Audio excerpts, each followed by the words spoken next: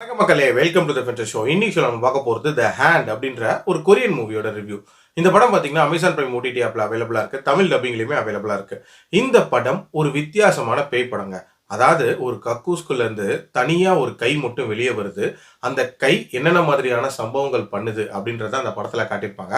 இதே மாதிரி கையை மையமா வச்ச ஹாரர் மூவி அப்படின்னா எனக்கு சட்டுன்னு ஞாபகத்துக்கு வருது டாக் டு மீ அப்படின்ற ஒரு படம். ரீசெண்டா வந்த ஒரு படம் தான். அந்த படம் ஒரு பயங்கர விறுவிறுப்பான ஒரு ஹாரர் த்ரில்லரா இருக்கும். இந்த படம் ஒரு மாதிரி டார்க் காமெடி கலந்து கொடுக்க ட்ரை பண்ணியிருக்காங்க. இந்த படத்தோட கதை அப்படின்னு பார்த்தீங்கன்னா, ஹீரோயின் ஒரு ஹோட்டல் ரூம்ல தங்கிட்டு இருக்காங்க. அவங்க டாய்லெட்ல இருந்து மர்மமான ஒரு கை வெளியே வருது. அந்த கையை பார்த்து அரண்டு போற இவங்க டக்குனு எமர்ஜென்சி டீமுக்கு ஃபோன் பண்றாங்க. அண்ட் செக்யூரிட்டியை உள்ள கூப்பிடுறாங்க. எல்லாரும் உள்ள வந்து பார்த்து மிரண்டு போறாங்க. இன்ஃபேக்ட் அதுல இருக்கிற ஒரு சிலர் அந்த கை வந்து அட்டாக் பண்ண ஆரம்பிக்குது. அண்ட் சில பேரை கொலையும் பண்ணிடுது. உண்மையிலேயே அந்த கை யாரோட இது, அந்த கை கிட்ட இருந்து இவங்க எப்படி தப்பிக்கிறாங்க அப்படின்றது அந்த படத்தோட கதை. இந்த படத்தோட பாசிட்டிவ்ஸை பொறுத்த வரைக்கும் இந்த படத்தோட அந்த ஆக்சுவல் தீம் இருக்குல்ல, அதாவது கக்கூஸ்குள்ள இருந்து வரக்கூடிய கை அப்படின்றதே ஒரு விதமான கேட்சியான தீம் அப்படின்னு சொல்லுவேன். அதாவது மனுஷன் நிம்மதியா இருக்கலாம் அப்படின்னு சொல்லிட்டு போகக்கூடிய ஒரு இடமே வந்து டாய்லெட் தான். அங்க இருந்து பேய் வந்துச்சுன்னா எப்படி இருக்கும் அப்படின்ற மாதிரி காட்டியிருப்பாங்க. உண்மையிலே அது இன்ட்ரெஸ்டிங்கான ஐடியா தான். அதே மாதிரி அந்த கை வெளியே வந்ததுக்கு அப்புறம் பண்ணக்கூடிய ஒரு சில ஹாரர் மூமெண்ட்ஸ் அப்படின்றது நீட்டா அமைக்கப்பட்டிருக்கும்.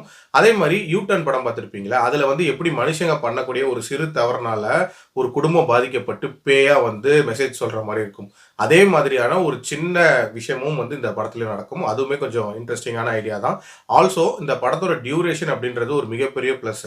லெஸ் தென் 1 hour தான் இந்த படத்தோட டியூரேஷன். ஒரு குயிக் வாட்சாவே பார்த்துடலாம். நெகட்டிவ்ஸை பொறுத்த வரைக்கும் பார்த்தீங்கன்னா, இந்த படம் அவ்வளோ சீரியஸா போயிட்டு இருக்கும். பட் இதுல வந்து டார்க் காமெடியா சில விஷயங்கள் சொல்லலாம் அப்படின்னு சொல்லிட்டு இவங்க ட்ரை பண்ணியிருக்காங்க. அது சுத்தமா படத்துக்கு சிங்கே இல்லாத மாதிரி இருந்துச்சு அப்படின்னே சொல்லலாம். பயங்கர செயற்கைத்தனமா இருந்துச்சு.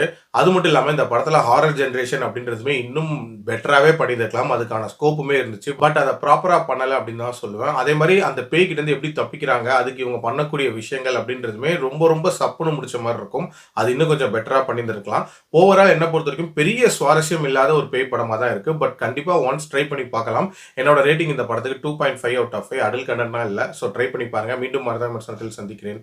நன்றி, வணக்கம்.